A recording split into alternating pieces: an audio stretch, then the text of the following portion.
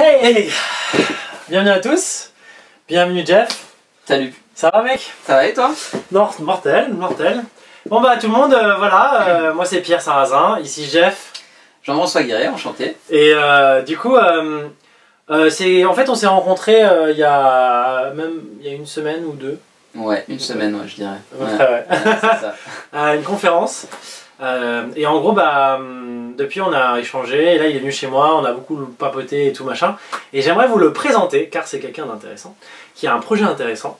Donc est-ce que tu peux en parler un petit peu plus? Ouais, ouais. Alors, est-ce que tu veux que je revienne d'abord sur la rencontre, ou est-ce que je parle tout de suite du projet? Comme tu veux, ce qui te paraît le plus... Ok. Vas-y, raconte la rencontre, ouais, parce que ce qui est amusant avec Pierre, c'est qu'en fait, la rencontre ne devait pas du tout se passer comme ça. Ouais, c'est vrai. Je suis allé à une conférence sur l'ikigai, qui est un petit peu comment trouver sa raison de vivre, qui était un sujet qui m'intéresse, puisque je vous l'expliquerai par la suite, mais je suis très intéressé par le développement personnel. Et en fait, la conférence, pour une raison qui est très simple, c'est que j'aime pas trop les cours magistraux, m'a pas autant intéressé que je le pensais. J'avais 230 personnes à la conf. Voilà. Bon. Et je suis parti en fait beaucoup plus tôt que prévu. Ce qu'il y a, c'est qu'en partant, je suis tombé sur Pierre et qu'en fait on a échangé, qu'il faisait partie des co-organisateurs, et finalement il a réussi à me donner envie qu'on se revoie et qu'on discute ensemble de mes projets. Et c'est comme ça que j'ai revu Pierre dans une autre conférence pour finir. Ouais, pas prévu pour le coup. C'était comment savoir se vendre et développer son business avec le networking. Voilà. Et bon, finalement, on s'est très bien entendu et voilà, on s'est revus en dehors pour discuter de nos projets personnels. Et c'est comme ça qu'il m'a proposé de faire une vidéo invitée. Allez. Et voilà comment je suis arrivé ici. Alors maintenant, pour parler de moi. Plus précisément, donc moi, comme je vous l'ai dit, donc Jean-François Guéret, je suis à la base ingénieur. J'ai commencé à travailler très rapidement dans tout ce qui était commercial. J'ai pas mal développé ces aspects-là dans une précédente entreprise. Et au bout d'un moment, je me suis réveillé en me disant que travailler dans une multinationale c'était bien, mais c'est pas ce qui faisait avancer vraiment les choses de mon côté, et j'ai décidé de lancer mon propre projet. Voilà, et mon propre projet, c'est de lancer la première chaîne de restauration rapide 100% bio dans Paris. Donc le changement a été rude, on va pas se mentir, c'est vrai que... Passer de la grosse boîte avec un bon salaire et tout, voilà, c'est ça. Lancer ta chaîne. Voilà, c'est ça, dans la restauration qui est en plus un secteur hyper difficile, donc hyper concurrentiel sur Paris, donc là, comment te dire... Tu as choisi le pire secteur. Voilà, c'est ça, donc là je suis dans ma petite barque avec les pagaies, là, dans l'océan, mais bon, on va y arriver, il n'y a pas de souci. Donc voilà, j'ai lancé ça en octobre 2016, et on a fait un an de recherche culinaire pour réussir, comme je t'ai expliqué, à avoir des plats de saison. Ce qu'on veut vendre en fait, ce qu'on veut vraiment mettre en avant, et c'est pour ça que j'ai fait ça, c'est comment faire en sorte que les gens soient beaucoup plus détendus et plus de vitalité et se sentent en meilleure santé grâce à l'alimentation. Parce que j'ai moi-même eu énormément de difficultés avec l'alimentation, je suivais les conseils qu'on nous donnait à travers la télé, les spots publicitaires, etc. Je pensais manger sainement. C'est vrai, hein? Ouais. Alors en fait on mange pas bien? Non, pas bien du tout même. Je veux dire, quand on voit que au petit déjeuner, on te proposait de prendre une tartine de Nutella avec ton bol de lait, tes céréales, etc. Alors qu'on sait pertinemment que le lait n'est pas forcément très bon pour la santé, que les céréales, selon les pesticides qui sont mis dedans, c'est pas très bon non plus. Le Nutella, je vais même pas en parler tellement on a eu de débats là-dessus. Bon bref, toujours est-il qu'au niveau alimentaire... Attention, il y en a qui sont fans de Nutella, putain, dans la famille, tu leur dis c'est mauvais. Je sais, t'inquiète pas, la mienne c'est pareil, quand j'ai commencé à leur en parler, c'était une catastrophe, mais bon, on commence à voir des améliorations. Bon, toujours est-il qu'effectivement... Ouais, mais si vous aimez le Nutella, vous pouvez le faire, allez-y. On vous autorise, mais... C'est à votre risque et péril. Non, bref. Ouais, et donc en fait, ce qui s'est passé concrètement, c'est qu'à force, je me suis rendu compte en me renseignant par moi-même que personnellement, énormément de monde ne savait pas s'alimenter. Énormément. Et donc j'ai testé en fait. Moi j'aime bien toujours être dans l'expérience, dans le test. Tu sais, comme je te disais, je suis plutôt un homme d'action, j'aime pas juste fantasmer mes désirs, j'aime bien les réaliser. Donc ce que j'ai fait, c'est que je me dis, voilà, on me dit ça, c'est bien, maintenant je vais tester. Et en fait j'ai testé différents types d'alimentation. Finalement je suis devenu végétarien, voilà, le mot est lâché. Voilà, je le dis. Voilà, je suis devenu végétarien, mais toujours est-il qu'en dehors de ça, j'ai commencé à manger par exemple beaucoup plus sainement, à limiter les produits laitiers, à manger beaucoup plus de bio. Parce que 5 fruits et légumes par jour c'est bien, mais si on mange que des choses à base de pesticides, finalement c'est un peu un cocktail néfaste pour l'organisme. Du coup c'est bio forcément qu'il faut acheter, et quel genre de bio? Alors je déteste donner des conseils du style il faut faire ça. Honnêtement, c'est pas, j'aime pas faire ça. Mais ce que je peux juste dire par rapport à mon expérience personnelle, c'est qu'en mangeant bio, j'ai senti une amélioration. Voilà, plus de vitalité, en meilleure santé. Voilà. Maintenant, peut-être que c'est pas forcément le logo bio en tant que tel, mais le fait, je pense, qu'il y ait moins de pesticides, moins d'OGM, moins de choses néfastes ajoutées, doit jouer sur l'organisme. Et on le sait quand on lit certaines études qu'effectivement on a des effets sur l'organisme. Donc voilà, moi j'ai senti une réelle différence et c'est pour ça que je voulais vraiment expérimenter parce que je me suis rendu compte vraiment qu'au quotidien j'ai beaucoup plus d'énergie, je me sens en parfaite santé. Avant j'avais besoin de dormir après avoir mangé le midi parce que j'étais crevé, la digestion me prenait trop d'énergie, maintenant je pète la forme. Donc vraiment je vois la différence. Tu mangeais quoi avant, c'est pas indiscret? Ah bah c'est simple, de la viande rouge 2 fois par jour. Voilà. Non mais je mangeais énormément de viande en fait, je venais d'une famille de viandards, on va être clair, et je mangeais beaucoup de viande et surtout on mangeait des produits même préparés, c'est-à-dire que par exemple on prenait des boîtes de conserve des fois qu'on réchauffait ou des légumes comme ça en supermarché, mais bon jamais d'une grande qualité, ça pouvait provenir d'un peu n'importe où, on faisait pas trop attention à ça à l'époque. C'était plus la normalité, on faisait nos courses au supermarché parce que c'est comme ça que tout le monde le faisait, on se posait pas la question. Pareil, quand on prenait du jambon en blister, bon ben voilà, on disait bon ben, c'est normal, c'est comme ça que se vend le jambon, alors qu'en fait on sait très bien maintenant qu'il y a plein de colorants pour qu'il ait cette couleur, enfin il y a plein de choses. Mais on s'y intéresse pas. Quoi, le jambon est pas rose bonbon comme on me l'a demandé? Bah je suis désolé de te le dire ça, mais non, pas du tout. Alors, donc voilà, toujours est-il qu'il y a énormément de choses comme ça qui ne sont pas forcément dans l'inconscient collectif et que j'ai voulu mettre en avant mais de manière douce. C'est-à-dire qu'au lieu de promouvoir justement il faut faire ça, il faut faire ci, etc. Je me dis on va faire autrement. On va proposer aux gens des choses saines, on va les faire goûter et puis s'ils aiment, spontanément ils reviendront. Et je trouve que c'est une meilleure manière de faire plutôt que d'imposer les choses, de juste dire essayez au moins ça et dites-moi ce que vous en pensez. Et en fait les retours ont été très bons, c'est à dire que là on a fait une campagne de test en fait sur des clients, donc on leur a dit voilà, on vous présente notre projet, voilà, on veut vraiment révolutionner l'alimentation, le but c'est vraiment d'avoir des retours clients, donc je vous propose des plats moins chers et en échange donnez-nous des retours. Et on a fait ça sur 300 clients et franchement les retours ont été hyper positifs. C'est-à-dire qu'ils nous redemandaient de les livrer régulièrement. Ils disaient écoutez, on adorait ce plat-là, si vous pouvez remettre à la carte ce serait cool, etc. Et donc ça nous a fait vachement plaisir et c'est comme ça qu'en de fil en aiguille on a continué notre recherche. Et là on a fini notre recherche culinaire et le but maintenant qu'on a notre labo et nos plats, c'est de trouver notre premier local dans Paris 8 pour pouvoir vraiment s'installer et proposer aux gens de venir se détendre et en plus de vivre une expérience derrière. C'est-à-dire que le local aura une atmosphère qui fait que quand on passera là, on sera beaucoup plus détendu, beaucoup plus zen, parce que le parisien moyen mange en 19 minutes. 19 minutes? Je sais pas si t'imagines 19 minutes. Attends. Le parisien moyen mange en 19 minutes. Quoi, le déjeuner? Ouais, 19 minutes. Mais quelle étude? Sérieux? Oui, mais sérieux. Ah, tu peux. Les gens qui travaillent alors? Ouais. Les actifs. Parisiens actifs moyens. D'accord. Donc oui, c'est rapide et nous le but c'est que ce soit... Et pourtant on est le pays du bien manger, non? Bien manger, oui, mais bien manger ce sera pas au même moment, c'est-à-dire que les Parisiens vont se faire plaisir, par exemple, ils vont aller au restaurant en amoureux le soir, dans un bon resto gastronomique, etc. pour se faire plaisir. Le midi c'est plus vu comme une obligation, il faut se nourrir et après il faut rebosser. Et quelquefois c'est même pas volontaire, c'est de la part salariée, c'est juste que les réunions s'enchaînant, etc. Ils ont juste pas de temps en fait pour manger et ils sont obligés de manger très rapidement. Ouais, et dans leur boîte ou alors plutôt à l'extérieur? Alors il y a plusieurs configurations, c'est-à-dire qu'il y a beaucoup de ventes à emporter sur Paris quand même, c'est-à-dire que les gens sortent histoire de se dégourdir les jambes mais ils prennent leur repas et ils reviennent manger sur leur lieu de travail. Tu as aussi la configuration maintenant qui se fait beaucoup grâce à Deliveroo ou Foodora où ils commandent et ça vient directement dans leur bureau, ça se fait pas mal.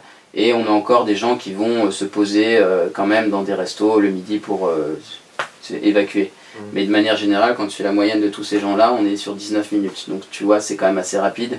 Et en plus, c'est pas 19 minutes où tu es dans le lâcher-prise, où tu es sur l'instant présent en train de profiter de ta nourriture. C'est 19 minutes où tu regardes tes appels. Il y a tel client qui m'a appelé, tiens, il y a Facebook, il y a telle chose, etc. Enfin, c'est pas du tout un moment de détente. Or, le but, c'est quand même de se faire une pause. On dit ça, pause midi, pause déjeuner. Ce but, c'est de s'extraire de tout ça. Donc le but aussi, derrière la bonne nourriture, en plus d'augmenter un peu la vitalité des gens, ce serait de faire en sorte que ces gens-là soient beaucoup plus zen.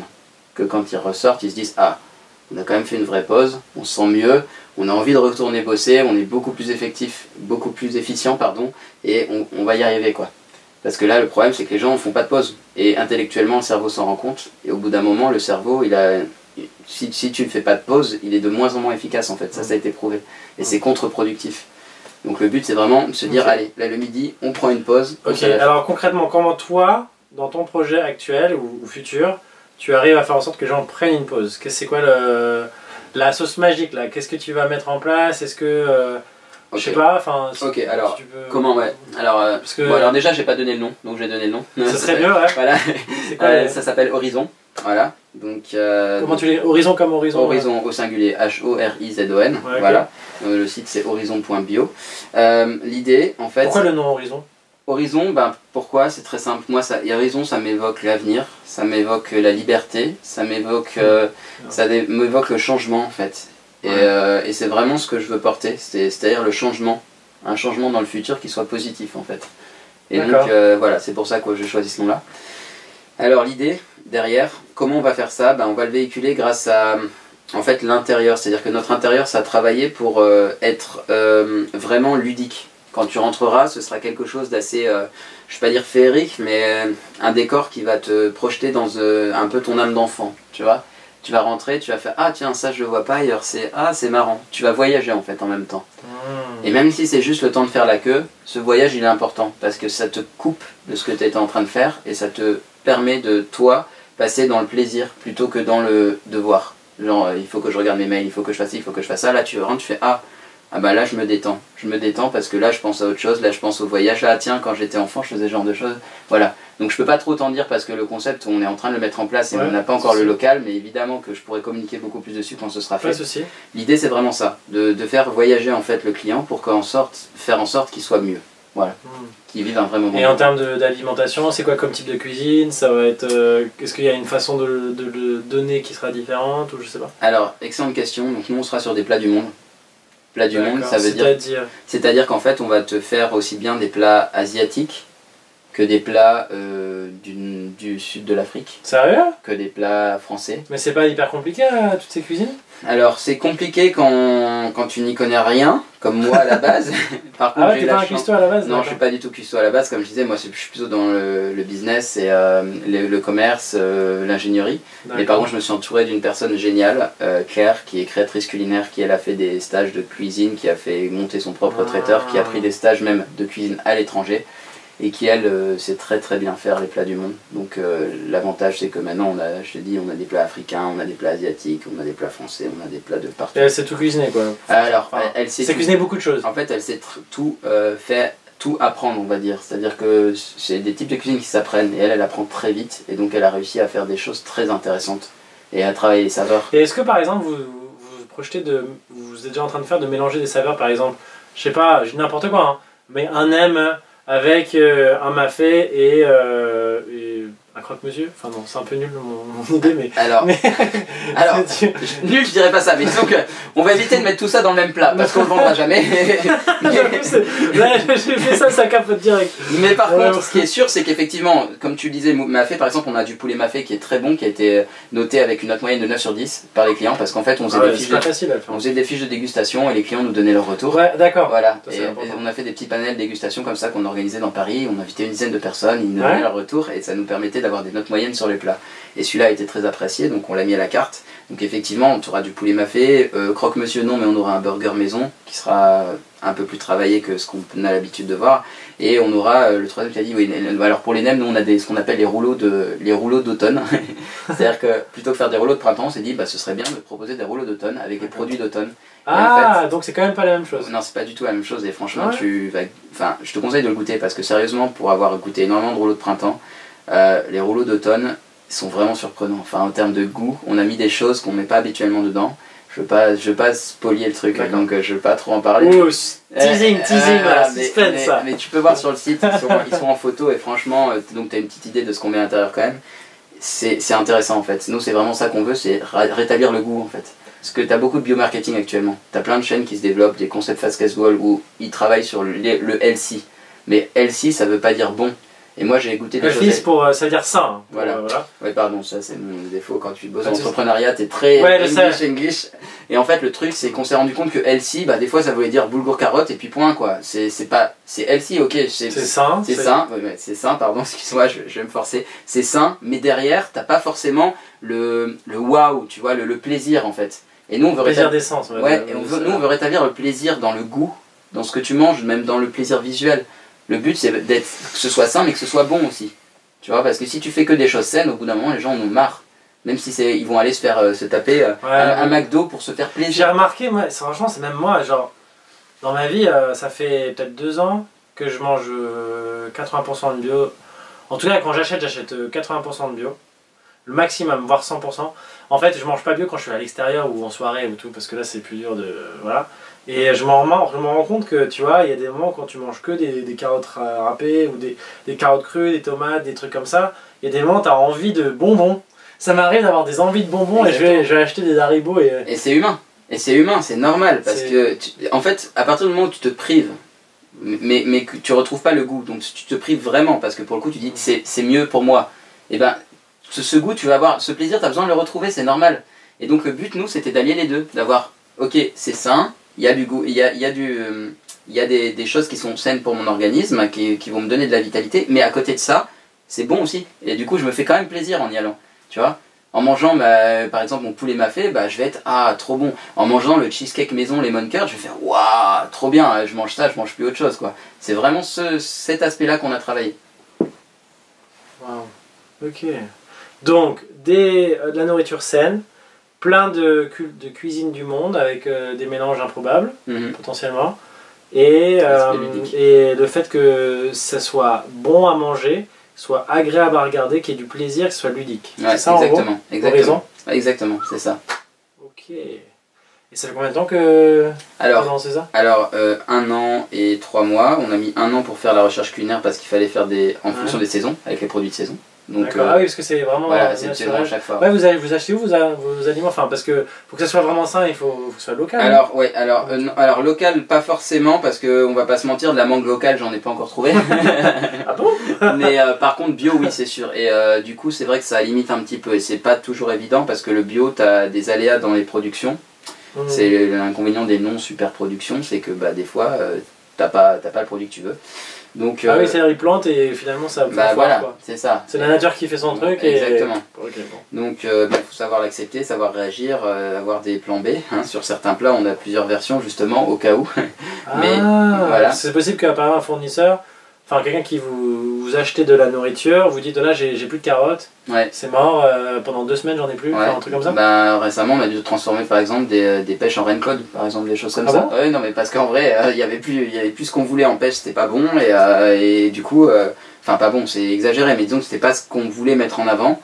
Parce qu'on est assez exigeant avec les produits qu'on propose, et donc on s'est dit ce sera tellement meilleur avec une Rencode à ce moment là, et c'est ce qu'on a fait, et pour le coup c'était vraiment meilleur. Ok, ah ouais, carrément. Ah ouais. Ah, il faut savoir vachement improviser du coup, tester. C'est d'où l'intérêt de la créatrice culinaire. Je vais pas te mentir, si ça avait été moi, ça aurait été une catastrophe. J'ai envie de dire chacun son métier. Moi, je suis plutôt de la communication et le business, et la création culinaire, c'est pas moi. Par contre, j'ai un très fin palais, c'est comme ça qu'on s'est bien entendu. C'est-à-dire que j'adore bien manger, et donc je suis le premier exigeant en fait quand Claire fait à manger. C'est-à-dire qu'on prend l'avis de tout le monde, et moi, je donne le mien aussi. Et honnêtement, c'est vrai que certaines fois, je suis plus dur que les clients. C'est vrai. Oui, parce que voilà, j'aime bien aussi retrouver le goût, et c'est important pour moi, tu vois. J'aime bien manger. Donc voilà, c'est vraiment là-dessus qu'il faut savoir improviser. Et donc pour répondre à ta question de base sur les fournisseurs, alors on a plusieurs types de fournisseurs. On a des gros distributeurs qui reprennent de la nourriture bio d'un peu partout en France, type Dynamis, type Pro Natura, qui sont au Hall de Rungis. Voilà. Okay. Donc eux c'est que du bio, et on a aussi des petits producteurs spécifiques sur des produits un peu particuliers, des coops des fois, genre les nouveaux Robinson, quelquefois on achète quelques produits asiatiques chez eux, qui sont pas mal aussi. Donc voilà, on essaie de mixer un petit peu. Pour les épices par exemple, on a quelques fabricants aussi qui sont en France, qui nous permettent d'avoir des choses assez intéressantes. Parce qu'on cherche des mélanges particuliers, type le za'atar par exemple, c'est très compliqué à trouver en bio. C'est un mélange de plusieurs épices qui est très très bon, très fin, mais dur à trouver. Donc il faut vraiment chercher des gens qui sont spécialisés dans les épices pour avoir ça. C'est aussi un petit job d'aventurier et d'explorateur. Hein. Tu regardes, tu vas visiter, tu fais ah non, ça s'ira pas, etc. Il y a pas mal de recherches quand même à faire derrière. Wow. Ouais, donc là aujourd'hui, dans le cadre de votre projet, vous avez suffisamment de fournisseurs vraiment de qualité qui vous peuvent faire confiance, et genre ça roule quoi. Ouais, Alors, Ou pas oui, alors pour te répondre, oui, au niveau fournisseur, on n'a pas de problème, c'est bon, on a trouvé tout ce qu'on voulait. Maintenant, comme je te disais, C'est quoi l'étape à aujourd'hui? voilà, l'étape aujourd'hui, c'est vraiment trouver le local. Parce que là, en fait, on a déménagé notre labo culinaire qui était à Vincennes. Là, on a le déménage du côté ouest de Paris pour pouvoir livrer Paris 8 plus facilement. Et notre étape suivante, là, ça va être, en attendant d'avoir le local, de faire de la livraison chez les clients, dans leur bureau. Et pour ça, il faut qu'on trouve une chaîne logistique qui soit adaptée. Parce que nous, on faisait livraison nous-mêmes, mais là, comme on vise quand même de croître en termes de livraison, tu peux plus faire ça toi-même, c'est un peu compliqué. Il faut faire appel à plusieurs livreurs. Et du coup, on est en train de voir si on peut pas passer par des Deliveroo, Foodora ou éventuellement Uber Eats qui nous aideraient à gérer le flux logistique sur les heures qui sont les plus demandées. Ah oui, voilà. oui, parce que c'est clairement... Ouais, c'est un peu compliqué sur certaines heures, en plus en termes de trafic c'est dur, donc il faut vraiment que tu aies plusieurs personnes qui passent pour livrer ça. Ouais. L'avantage de ces plateformes c'est que c'est souvent en vélo, donc en termes déjà de consommation d'énergie c'est mieux, ça nous fait plaisir, et c'est surtout que du coup en termes de trafic c'est mieux aussi. T'as pas à attendre 20 minutes pour faire 100 mètres quoi. Concrètement dans les embouteillages. Non mais c'est une vraie problématique, hein. Pour l'avoir fait, j'ai tout fait, hein. J'ai fait aussi bien la cuisine que les livraisons, j'ai fait tous les postes de la société moi-même parce que je pense que c'est important. Alors vas-y, c'est quoi tous les postes? Ah ben, en gros j'ai fait commis, concrètement. C'est quoi un commis? Bon, commis, ouais. bah, j'ai épluché les légumes, d'accord, concrètement, okay. Voilà. Okay. J'ai fait un petit peu chef aussi, chef dans le sens où je dis bon bah faut qu'on dresse ça, comme ça, etc. J'ai fait donc communication. J'ai fait un petit peu de graphisme, bah, je suis très mauvais, j'ai fait vraiment un petit peu de graphisme. Voilà, j'ai vite délégué, je suis vraiment très mauvais là-dedans. Chacun son truc. J'ai fait business development, donc créer des partenariats avec les fournisseurs, les clients, etc. Prospection en direct, au téléphone, enfin j'ai vraiment fait tous ces aspects-là. Qu'est-ce que j'ai fait d'autre? J'ai fait le marketing. Là je suis en train de travailler sur la création de la communauté autour. Oui, c'est la base. Voilà, je fais la relation, je dirais le réseau autour de la société. Parce que, le recrutement, voilà, le recrutement, ou même des gens intéressants qui sont intéressés par le projet, que je recontacte, qui me donnent des idées, à qui je donne des idées aussi, tu vois. Mais comme on est en train de faire aujourd'hui d'ailleurs tous les deux, je veux dire, toi tu m'as donné quelques idées, moi je t'ai donné quelques idées. Contacts, voilà, exactement, voilà, c'est ça. C'est hyper important, on sous-estime beaucoup trop ce genre de choses et c'est souvent cette petite rencontre qui va te... Mais ouais, mais là où je te rejoins vraiment, Jeff, c'est que... Enfin, moi je suis entrepreneur depuis 3 ans, ou entrepreneur depuis 3 ans et demi, quoi. Et toi, tu es sur ton projet, et en fait, il y a plusieurs choses qui m'ont intéressé dans ce que tu as dit. C'est qu'un, tu as testé vraiment tous les postes de ta boîte, parce qu'en fait, tu veux pas être un bon manager, tu veux pas être un bon recruteur si tu connais pas tous les postes. Enfin, je sais pas ce que tu en penses. Si tu connais pas vraiment ta boîte, moi je suis le premier à penser qu'un entrepreneur, c'est avant tout quelqu'un de polyvalent. Mais ça ne veut pas forcément dire qu'il peut tout faire. En fait, ça. Et c'est ce que j'ai eu du mal à faire aussi. Déléguer, c'est pas évident, mais. Ouais, non, parce que si tu fais tout, tu 17 heures par jour, au bout d'un moment, tu pètes un câble. Tu te nerveux à la fin. C'est bonjour, vous voulez mon idée? Vous voulez pas? C'était un peu tendu. Ouais. Donc, il faut savoir déléguer, repérer les talents et en même temps savoir comment déléguer, donc connaître le métier. Puis sinon, on peut t'embrouiller, ou alors les gens peuvent faire des erreurs. Oui, et puis pour pouvoir comprendre ce que vivent les gens au quotidien, il faut l'avoir vécu soi-même. C'est difficile en tant que chef d'entreprise de dire par exemple à son commis, bon bah tu devrais faire ça, alors que tu n'as jamais touché un couteau de ta vie, que tu sais même pas ce qu'il vit au quotidien et dans quel, je vais pas dire enfer, mais c'est dur la restauration. C'est compliqué, c'est très stressant, donc c'est quand même pas évident au quotidien et il faut savoir aussi être compréhensif sur certaines choses.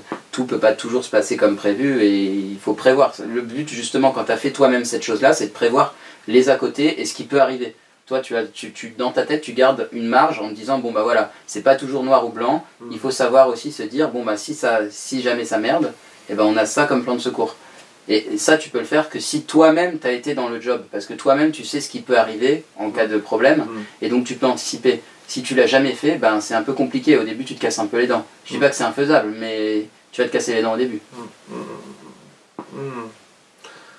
Ouais, c'est ça. Et ouais, si t'avais je vais revenir un peu sur ton projet, mais j'aimerais aussi en savoir, parce qu'on se fait souvent une idée, quand on n'est pas entrepreneur, on se fait pas vraiment une idée de ce que c'est la vie d'entrepreneur. Avant de revenir sur ton projet, j'aimerais juste que tu donnes un peu ton avis, ton témoignage sur ce que c'est la vie concrète d'un entrepreneur, en plus dans le secteur de la restauration, rapide et bio, Parce que tu m'as dit que c'était resto rapide en plus, genre Ouais. vous servez rapidement et bon. Ouais, c'est ça, exactement. C'est intéressant ce que tu dis parce que pour le coup, je suis en train de commencer une web série justement sur l'entrepreneuriat. Ouais. je t'en avais parlé vite fait tout à l'heure. En fait, ouais, je fais des séries de vidéos justement sur comment se sent un entrepreneur. Et comment elle s'appelle cette website? Alors j'ai une petite idée, mais bon, c'est pas encore acté parce que j'ai peut-être quelqu'un qui a le même nom, donc je veux pas non plus marcher sur la plate-bande de quelqu'un d'autre, mais ouais, je te donnerai. Ouais, bah écoute, quand elle sera en ligne, on mettra dans les commentaires, dans la description de la vidéo, vous pourrez suivre. Ces aventures, c'est quoi en gros, tu montres quoi? Le quotidien d'un entrepreneur, et aussi bien dans le positif que dans le négatif. Et les bonnes questions à se poser avant de devenir entrepreneur, justement. Il y a quoi comme question déjà parce que, écoute, pourquoi on le fait? C'est-à-dire que si tu trouves pas un minimum de valeur et de plaisir dans ce que tu fais, il y a des jours, c'est une des dernières vidéos que j'ai tournées où je fais un petit peu Cosette en fait dans ma vidéo, c'est-à-dire que je travaille un vendredi soir dans le froid parce que j'ai pas de lieu où travailler, à bosser des trucs chiant, administratif, alors que mes potes m'appellent de partout pour sortir et je fais je peux pas les gars, il faut que je finisse ce que j'ai à faire. Voilà, donc c'est le moment où il faut bien se poser la question du pourquoi je fais ça, tu vois. Et donc il y a plein de petits trucs comme ça au quotidien qui sont marrants en fait et même des choses très positives aussi qui t'arrivent et je trouve ça intéressant de les partager avec les gens parce que le problème des entrepreneurs, ce que me disaient quelques amis à moi justement qui sont entrepreneurs et qui ont bien réussi, c'est qu'ils sont trop isolés au départ. C'est trop ça. Et quand tu es isolé, tu commences à te demander pourquoi tu fais ça. Quand tu es salarié par exemple, tu es avec tes collègues, tu vois, le midi tu les retrouves, etc. Tu as une vie sociale autour de ça. Ou alors tu quittes ton travail et tu as une vie après. Voilà, tandis que là, t'as pas vraiment, comme tu le dis, déjà tu quittes ton travail et tu le quittes pas vraiment quand t'es entrepreneur, donc t'as jamais de limite entre ton perso et ton pro. Si jamais tu le fais pas toi-même, tu sais pas mettre de limite. C'est ça. Et tu peux travailler un samedi soir alors que tous tes potes sortent. Exactement. Ça m'est arrivé. Exactement. Et en fait, ce qui est important justement, c'est de savoir mettre ses limites et aussi de se dire bon voilà, moi j'ai plus de collègues en tant que tel, donc je vais me rapprocher de gens qui sont comme moi, qui aiment l'entrepreneuriat ou qui sont pas comme moi, mais qui au quotidien sont des gens que j'apprécie, mais en tout cas ne pas rester seul et isolé. Ça c'est vraiment le problème, c'est l'autarcie des entrepreneurs.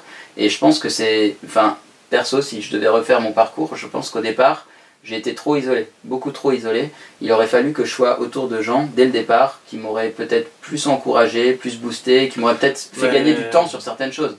Je vais te donner un exemple très concret là pour le coup et pour ceux qui nous écoutent. J'étais en galère sur le site internet, je ne savais pas du tout comment coder. J'ai pris un stage de 2 semaines pour le coding, un week-end où j'ai bossé d'arrache-pied pour apprendre à coder. Et même après ça, je me disais mais j'arriverai pas à faire ce que je veux, etc. Je suis allé me poser au Nouma, qui est un incubateur gratuit sur Paris où tu as un espace de coworking pour les jeunes start-upers. Et j'ai juste discuté avec les gens comme je fais habituellement, j'aime bien sympathiser. Et j'ai rencontré par chance un développeur. Il me dit tu cherches à faire un site internet, si tu veux un truc simple, t'as qu'à aller là-dessus. Il m'a donné une plateforme, je suis allé dessus, en 2 jours mon site internet. C'est quel site Wix? Strikingly. Strikingly, je connais pas ça. Ouais, c'est un peu comme un Wix si tu veux, mais en fait c'est plus simplifié que WordPress dans le sens où les blogs sont déjà pré-mâchés. T'as vraiment zéro chose à coder, zéro. Et du coup j'ai fait un site qui était fonctionnel puisque les clients ont commandé dessus en 2 jours. Voilà. Et si j'avais pas pris la décision d'aller à cet endroit-là entouré d'entrepreneurs, j'aurais été en train de galérer dans mon coin pendant 1 mois pour faire un site qui aurait été peut-être même moins bien que ce que j'ai eu en 2 jours. Donc ce genre de choses, c'est important, vraiment s'entourer de gens qui ont le même projet, en tout cas les mêmes envies, des gens qui ont envie d'entreprendre, des gens qui se bougent en fait. Voilà, pas forcément le même projet, mais des gens qui se bougent et qui au quotidien sont dans la bienveillance aussi, parce que ces gens-là, on voit qu'ils ont envie de t'aider, en retour tu les aides aussi, enfin c'est comme ça que ça se fait, dans ces milieux-là c'est souvent comme ça en fait. J'ai rarement rencontré un entrepreneur qui était en mode je pense qu'à moi, je veux pas t'aider, lâche-moi, tu vois. Non mais vraiment, j'ai des gens qui sont venus pour tester leur projet sur moi, tu vois, et s'ils faisaient un bêta-test, ils avaient besoin de moi d'une demi-heure pour leur donner leur avis. Honnêtement, je me suis même posé des questions. Je fais écoutez, j'aime bien votre projet, bien sûr, je vais vous aider. Tu vois, c'est un autre écosystème et c'est intéressant. C'est intéressant. Donc vraiment, mon conseil, ne restez pas seul, entourez-vous. Vraiment. Écoute, je vais rebondir là-dessus, mais avant, tu peux juste donner le nom du Nouma? Le Nouma. Ouais. Et il y en a de plus en plus d'espaces de coworking, mais l'avantage du Nouma, c'est qu'il est totalement gratuit au rez-de-chaussée en fait. Donc tout l'espace de coworking est gratuit. Ah ouais, tu peux y aller comme ça. Tu y vas, tu poses tes valises, c'est un peu comme McDo, venez comme vous êtes. Bon, il faudra peut-être le couper au montage, j'ai pas le droit de citer des marques, mais... Ça marche, ça marche. Ok, moi j'aimerais rebondir sur ce que tu as dit, et c'est très vrai, c'est ce que moi je vis. En plus, moi je suis vraiment quelqu'un qui, quand il travaille tout seul, il a du mal. J'ai du mal, à part certains trucs que je sais bien faire, mais derrière un ordi tous les jours, c'est pas évident. En fait, mais au-delà de mon cas personnel, c'est que je me rends compte qu'avec tous mes amis entrepreneurs, j'ai aidé Enfin, c'est très important de savoir s'entourer intelligemment. Et soit on se met en partenariat, par exemple, avec des... Ce qui est important aussi, c'est de se mettre avec des personnes qui ont des compétences différentes, mais compatibles. Et complémentaires. Complémentaires, du coup. Complémentaires, par exemple, toi, création culinaire avec toi, plutôt orienté business et tout, bah, ça marche bien. Ouais. Il faut qu'on ait des valeurs en commun. Je sais pas, bah, par exemple, le respect, l'entraide ou la simplicité, enfin, ça dépend de chacun. Et en fait, c'est hyper important de savoir, soit dans ton cercle de gens qui sont aussi...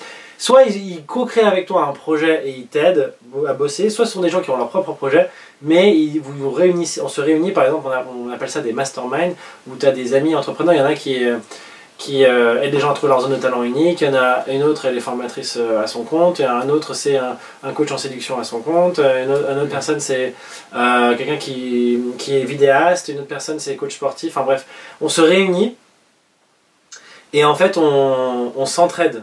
On expose nos problématiques, on dit voilà ce que je vis en tant que dans mon projet, comment je pourrais faire, et c'est ouf comment ça libère, parce que qu'est-ce qu'on peut se sentir isolé quand on est entrepreneur, et enfin c'est dur. En fait, c'est aussi en faisant des rencontres, en allant de conférences, des ateliers, des meet-up, où on fait ce qu'on appelle du networking, ouais. Mais le réseau, c'est-à-dire c'est pas juste on est ensemble sur LinkedIn, c'est des gens que tu rencontres, que tu parles de leur projet, c'est passionnant, tu as envie de les aider, tu leur donnes 2-3 conseils. Ah, tu connais ce lieu, tu connais cette personne, tu connais cet événement, ah non, bah tiens, rien que ça, et puis c'est donnant quoi. Plus tu aides les gens, plus les gens ont envie de t'aider, c'est un peu humain. Enfin, en tout cas, les gens qui ont un minimum d'empathie fonctionnent comme ça. Et j'irais même plus loin, je dirais que si jamais tu ne fais pas cette chose-là, tu as beaucoup plus de chances de t'arrêter en cours de route et de te dire bon bah vas-y, lâche tout, j'en ai marre, je suis trop isolé, je suis pas bien. Des fois on fait même pas le constat du je suis trop isolé, on sait qu'on n'est pas bien, on sait pas vraiment pourquoi, on sait pas faire le constat sur le coup, et c'est a posteriori on se dit bah oui mais j'étais tout seul. Et donc je pense que c'est même hyper important de s'en rendre compte assez rapidement parce que ça peut être vraiment néfaste pour la suite du projet. Pour ceux qui ont du mal à gérer la solitude par exemple, ça peut être un gros frein. Grave. Ouais, là t'as dit un truc, c'est... Ouais, non mais genre, je l'ai vécu beaucoup, donc je comprends. Ok, et dis-moi, là, concrètement, ton horizon, c'est basé où? Ok. Alors, et tu livres où? Et t'as combien de clients à peu près que tu livres? Enfin, dis-nous un peu l'état. Ok, alors le labo culinaire est basé, va être basé parce que là, donc ça va être d'ici une semaine, soit à Nières-sur-Seine, soit à Nanterre. Voilà. La livraison se fera exclusivement sur Paris 8 dans un premier temps. D'accord. Paris 8 et Asnières. Paris 8e arrondissement. Ouais, voilà. Et peut-être Asnières ou Nanterre, selon le labo où on est, on livrera sûrement les clients de proximité aussi. Donc voilà, mais c'est surtout le 8e avant tout qu'on vise. Pourquoi le 8e? Alors très simple, parce que notre ticket moyen dans le bio est un petit peu plus élevé que ce que tu pourrais trouver dans le non bio, parce que les appros pour le moment malheureusement en bio sont un petit peu plus chers. Les approvisionnements sont un petit peu, oui désolé le vocabulaire.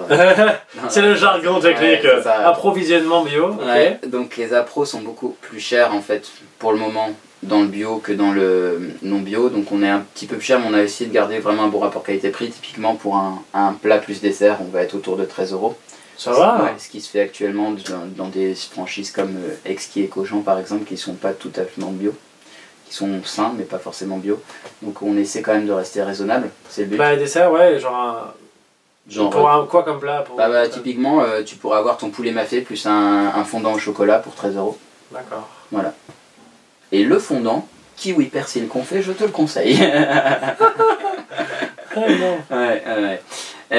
Donc non voilà, c'est un peu l'idée, c'est pas d'être élitiste, mais bon il faut quand même rester raisonnable, il faut aussi qu'une entreprise gagne de l'argent, et si on fait pas un minimum pour gagner de l'argent, bah, ça fonctionne pas. Au début je voulais proposer des plats, je te dis j'étais en mode bon bah allez on va faire ça, des pâquerettes, ça fonctionne pas, on peut rien faire, on peut plus investir pour améliorer les recettes, on peut rien faire, c'est pas possible. Donc le but c'est vraiment d'avoir un prix qui soit le juste prix, qui soit le juste prix pour nous mais le juste prix pour les clients aussi. C'est vraiment ça que je vise, et c'est ce que je fais aussi avec par la suite. Enfin, on vise de passer en direct avec les producteurs quand on aura suffisamment de volume. C'est exactement ce que je vise avec les producteurs. Mon but c'est vraiment le juste prix, rémunérer à la hauteur de son travail le producteur, et nous pareil, se rémunérer à la hauteur de notre travail également, pour que le client ait un produit fini qui soit sain et bon pour lui. Voilà. Je pense qu'il faut que ce soit vertueux si on veut que ça fonctionne. Il faut que ce soit du gagnant-gagnant, et pour le client et pour nous. Ok. Bah, waouh. Bah écoute, je te souhaite vraiment beaucoup de réussite là-dessus. Merci. Et t'en as combien de clients à peu près aujourd'hui? Alors là, on Tu fais était... combien de livraisons? Alors là, comme je te disais, on a arrêté la phase de livraison parce que c'était vraiment une phase bêta test pour tester les recettes. À la fin, on était autour de 300 clients, pour pas dire de bêtises. L'idée maintenant, c'est d'avoir des clients récurrents en fait. C'est-à-dire que c'était des gens qu'on livrait, comme je dis, en bêta test. Donc c'était les déjeuners bio du jeudi. Donc on livrait que le jeudi pour avoir juste des retours sur les recettes. Maintenant, on va essayer de livrer sur plusieurs jours de la semaine, de manière récurrente, pour fidéliser en fait nos clients et avoir. Maintenant, on aura le vrai labo, enfin, on aura tout ce qui va avec la chaîne logistique, etc. Au début, c'était plus en mode test pour vraiment avoir des retours. Là, ça va être en mode plus production. Ouais, c'est un truc que j'aimerais toucher vite fait, parce que moi, avec mon ami Hugues, dont on a co-créé Réussir dans le plaisir, qui aide les personnes à trouver leur zone de talent naturel et d'en faire un axe professionnel cohérent, et donc réussir professionnellement dans le plaisir. On a fait toute une année de tests, énorme, plein de tests, d'expérimentation pour avoir un produit fini. C'est vraiment important cette phase de test, non? Ouais, complètement. Bah, quand tu fais la cuisine pour une personne ou pour 50, c'est pas la même chose. Ça permet de stabiliser les recettes, les sauces. Nous, on a eu des clients par exemple qui nous donnaient des retours. Ah bah tiens, la dernière fois la sauce était un peu plus citronnée, c'était un peu meilleur, machin. Bah, des choses comme ça, il faut que tu t'en rendes compte. Enfin, c'est à force de livrer que tu t'en rends compte. Donc nous, ça nous a permis vraiment d'avoir des choses intéressantes de la part des clients. C'était vraiment comme ils ont apprécié notre démarche, ils ont vu qu'on était vraiment là pour essayer de leur apporter une plus-value. Et ben ils l'ont fait en retour de leur manière, une plus-value aussi en nous disant bon bah voilà. Nous on peut vous dire que ça c'était bien, ça c'était un peu moins bien, etc. Et ça nous a permis d'évoluer. C'est toujours pareil, c'est le cercle vertueux. Si tu aides les gens t'aident, etc. Et du coup, nous, ça nous a permis vraiment d'avoir des choses beaucoup plus carrées. Ouais, vraiment, et c'est important de recevoir le retour des gens. C'est-à-dire que vous avez distribué des feuilles où les gens notaient. Alors en fait, ils me faisaient des retours par mail. En gros. Ah bon, par mail? Ouais, par mail. Et on a réussi. Non, mais c'est. Sérieux? Je sais que c'est étonnant parce que d'habitude, personne fait ça et ça les saoule plus qu'autre chose. Pas grave, moi ça m'aurait saoulé. Alors je t'explique pourquoi. C'est que chaque client, je les ai rencontrés en fait. C'est moi qui faisais les livraisons, donc j'allais sur le lieu, j'allais leur présenter le projet, etc. Donc j'avais pas rencontré les 300 clients, mais à chaque fois on avait un ambassadeur dans chaque société, et en gros c'est ces ambassadeurs qui parlaient nous autour. Donc j'ai rencontré à chaque fois l'ambassadeur en question, je lui parlais du projet, etc. Et le fait que cet ambassadeur soit intéressé par le projet a fait que cette émulation s'est un peu étendue à ses collègues. Et ses collègues donc jouaient le jeu de retourner vers nous pour nous... Et après c'est devenu leur jeu, tu vois, c'était leur déjeuner bio du jeudi où ils se réunissaient tous, tu vois, autour de la dégustation. Parce qu'à chaque fois on essayait de leur proposer des plats un peu différents. Donc c'était à double sens, tu vois. Ah, donc en fait, qu'est-ce qui fait que... Alors ça c'est un très, très important en tant que tout projet entrepreneurial, et c'est ce que tu as dit, avec d'autres mots, mais c'est ce que tu as dit, c'est qu'en fait, tout s'accélère à partir du moment où tu arrives à créer des liens avec des personnes qui sont externes à ton projet, mais qui sont par exemple des testeurs de ton produit ou de ton service, qui sont des gens qui ont testé, ou alors des gens qui n'ont pas forcément testé, mais qui croient dans ce que tu fais. Et quand ils voient, ils savent pourquoi tu fais ça, quelle est ton intention, si c'est quelque chose de, entre guillemets, qui leur paraît utile, bénéfique, sympa, et bien du coup, ça te facilite la vie parce qu'il y a beaucoup plus de gens qui veulent bien t'aider, mais un petit peu, tu vois, c'est genre prendre 5 minutes, ou 10 minutes, un quart d'heure pour écrire un mail. C'est du genre, ah bah tiens, en fait j'ai vu une vidéo qui peut t'intéresser, je te l'embalance sur Facebook. Ça peut être, ah j'ai un contact, quelqu'un qui pourrait... Enfin, ce petit bouche à oreille qui se fait et qui facilite vachement le projet. Enfin, je sais pas si toi t'as vécu. Je suis complètement d'accord. Et par contre, je dirais qu'il faut pas se contenter de ça, dans le sens où ça c'était bien pour le début. Après, si tu veux avoir des clients suffisants en termes de chiffre d'affaires sur le quotidien, et c'est là-dessus qu'on travaille justement maintenant à l'acquisition client pour que ce soit rentable sur le long terme. Parce que là, c'était plus de l'investissement. On était quand même dans de la R&D, donc on a investi de l'argent. Maintenant, on veut un retour sur investissement. Clairement, il faut aussi que les clients viennent à toi spontanément. Là, c'était plus, on allait draguer les clients en allant les voir, etc. Maintenant, on va investir sur la partie plus publicité, communication, etc. pour que les gens, à travers des publicités, que ce soit sur Facebook, sur Instagram, sur des flyers qu'on va distribuer, que ce soit via notre site internet, du trafic qu'on va rediriger, que les gens viennent aussi à nous. On ne peut pas se contenter juste nous d'aller voir tout le monde à chaque fois pour qu'ils commandent. Sinon là tu te ruines le temps. En termes de temps, c'est pas possible. En termes de santé, c'est pas possible non plus. Et puis même en termes de chiffre d'affaires, c'est pas rentable. Donc il faut vraiment aussi qu'il y ait les deux. Au début, ça c'est bien pour être ambassadeur, pour faire connaître le concept. Mais par la suite, il faut aussi que tu aies un flux de clients réguliers qui viennent vers toi. C'est vraiment important en termes de chiffre d'affaires. Ouais, bien sûr. Non, mais c'est des soutiens. Mais c'est même pas des soutiens, c'est plutôt des des boosters, des C'est ça, mini-boosters, des catalyseurs au des départ. catalyseurs, mais Ouais. effectivement, tu as besoin de gens réguliers qui ont... Ok, très intéressant. Et ben écoute, est-ce que tu as deux, trois autres choses à rajouter, ou des conseils que tu as envie de donner à des jeunes qui veulent lancer leur activité, ou tout simplement... J'ai un conseil qui me fait un peu rire étant donné le contexte de la conversation du début, mais je pense que faire son ikigai, Ah, là, j'ai réussi à sans déconner, faire revenir. je pense que c'est intéressant parce que l'ikigai en fait met en avant des choses qu'on a internalisées et qu'on sait à la base intérieurement mais qu'on ne sait pas verbaliser. Voilà, je m'explique, en fait l'ikigai on explique brièvement qu'il y a plusieurs points intéressants. Alors je peux expliquer ou pas? Vas-y. L'ikigai c'est très simple, c'est un terme japonais qui veut dire à la fois raison d'être et joie de vivre en un seul ikigai. Et c'est le point d'équilibre entre là où on est passionné, là où on est compétent, là où le monde a besoin de nous, on a une place dans ce monde, et là où on gagne des sous. Voilà. Ce point magique, c'est trouver son ikigai. Alors je suis désolé, je suis un peu en train de mourir là, je suis un petit peu malade, mais... Alors, reviens parmi nous s'il te plaît. Ouais, oui, alors ce qui est très important surtout, c'est qu'on se rend compte que l'ikigai est à l'intersection de ces 4 points et que bien souvent quand on se sent mal, c'est parce qu'on en a que 3 qui sont validés. Ouais. Et en fonction des 3 qui sont validés, on va avoir un sentiment différent, un sentiment de vide ou un sentiment par exemple de ne pas servir à grand chose, etc. Et moi je me suis rendu compte en faisant ça il n'y a pas si longtemps qu'il me manquait quelque chose dans ma société qui faisait que j'avais encore plus envie de m'y plonger. C'était le côté plaisir, j'étais plus dans le côté valeur à apporter aux gens, dans le côté recevoir de l'argent. Recevoir de l'argent, bon bah c'était gagner de l'argent, oui. Quoi. C'était en cours, mais surtout aussi le fait de voilà, il fallait que je le fasse et c'était quelque chose dans lequel j'étais compétent parce que j'arrivais facilement à aller vers les gens, voilà, ça. Mais j'avais pas le côté plaisir dedans. Et là, je suis en train de ramener le côté plaisir avec le côté ludique dont je t'ai parlé tout à l'heure, justement faire en sorte que les gens vivent vraiment une expérience, c'est plus en accord avec mes valeurs. Moi, je veux que les gens ressortent avec un sourire, voilà, qu'ils arrivent avec le sourire, tu sais, inversé comme ça, là, et qu'ils ressortent avec le sourire comme ça. Ça, c'est un peu l'idée. Hein, c'est caricatural, mais c'est un peu ça. Et donc, voilà, c'est important aussi de voilà, se connaître soi-même, en fait. Je pense qu'on pourrait faire une analogie en se disant que le vrai bonheur vient à partir du moment où on se connaît soi-même, et si jamais on apprend à se connaître au départ, on sait vraiment vers quelle chose il faut évoluer. Et je pense que c'est important à ce moment-là de suivre son intuition aussi. Il y a toujours des choses concrètes à faire quand on veut se lancer, business plan, etc. Mais vraiment s'écouter. S'écouter, c'est le plus important. Et je pense que c'est ça que j'ai appris ces dernières années, c'est à plus m'écouter. Waouh, s'écouter. Et ouais, parce que sinon, on se fait... Le problème quand tu es entrepreneur, ou même pas forcément entrepreneur, même un salarié ou quelqu'un qui a un travail prenant, c'est qu'en fait, on peut être absorbé par toutes les tâches à faire, et on s'y met, on y va à fond, on est dans une logique de... On s'améliore, on développe ses compétences et tout, on aide, on est utile à la société, ou on est utile aux clients, etc. Mais on peut aussi gagner de l'argent, enfin... Mais on oublie de s'écouter soi, de qu'est-ce qui vraiment me donne du plaisir dans ce que je fais, pourquoi je fais les choses, bah c'est important aussi. Complètement. Ouais. Complètement. C'est même pour moi le plus important, c'est-à-dire qu'à partir du moment où tu t'écoutes plus, ben il y a un moment où ton corps te le dit, hein. C'est les fameux burn-out. Hein. Il y a un moment où tu te dis bon bah voilà, je suis plus, je comprends pas pourquoi, et là t'es mis devant le fait accompli. Ouais, c'est clair. Oh, ça c'est... Tu prêches un convaincu, ça c'est sûr. Et ben voilà, merci beaucoup Jeff. Merci à toi Pierre. C'était un plaisir. Plaisir partagé. Est-ce que, alors j'ai une dernière question à te demander.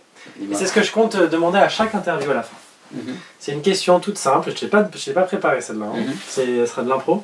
Enfin de toute façon c'était beaucoup de l'impro. Ouais, c'est beaucoup d'impro.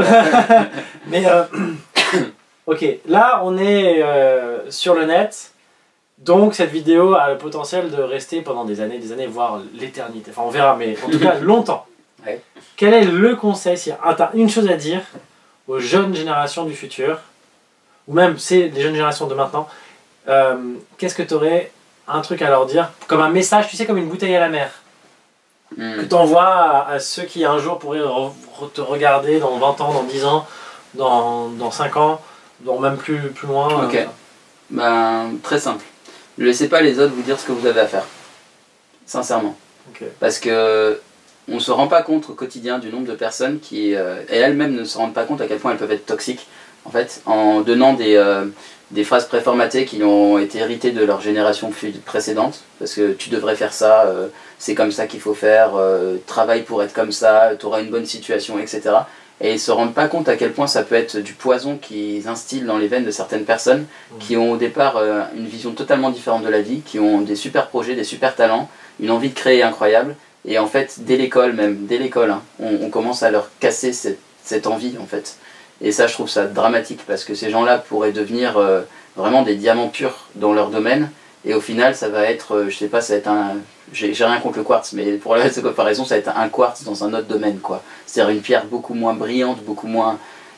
qui réussit moins, parce qu'on les force à faire autre chose. Et c'est hyper dommage, c'est hyper dommage. Faut vraiment, je pense, savoir écouter les talents des gens aussi, savoir mettre en avant, ça rejoint ce que tu fais, hein, mettre en avant vraiment les talents des gens et pas les forcer à faire quelque chose qui n'est pas fait pour eux.